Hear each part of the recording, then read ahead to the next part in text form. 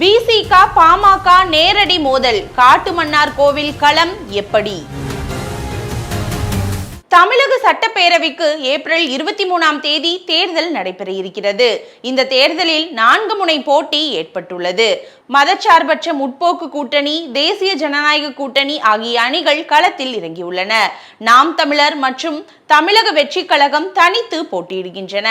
இந்த நிலையில் கடலூர் மாவட்டத்தில் உள்ள 9 தொகுதிகளில் மதச்சார்பற்ற கூட்டணி கட்சிகளில் 4 தொகுதிகளில் திமுகவும் 5 தொகுதிகளில் கூட்டணி கட்சிகளும் போட்டியிடுகின்றன.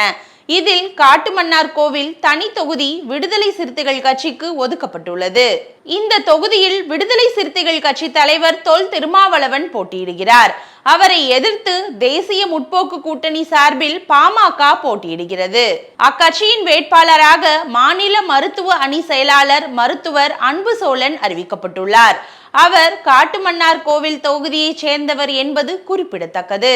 இந்த தொகுதியில் முதல் முறையாக விசிக பாமக நேரடியாக மோதுகிறது.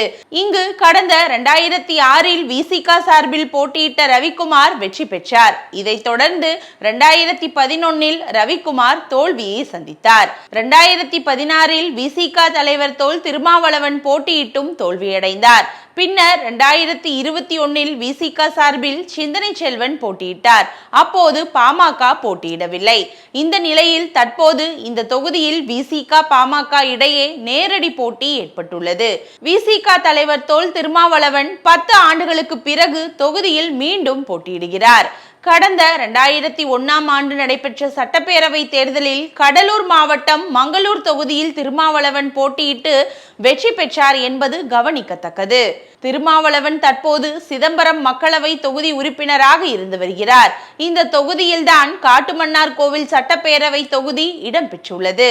காட்டுமன்னார்கோவிலில் பாமகவுடன் விசிக தலைவர் திருமாவளவன் நேரடியாக மோதுவதால் இந்த தொகுதி ஸ்டார் அந்தஸ்து பெற்ற தொகுதியாக மாறியுள்ளது. இந்த தொகுதியின் வெற்றி தமிழக அரசியலில் மிகப்பெரிய திருப்பு முனையை ஏற்படுத்தும் என எதிர்பார்க்கப்படுகிறது.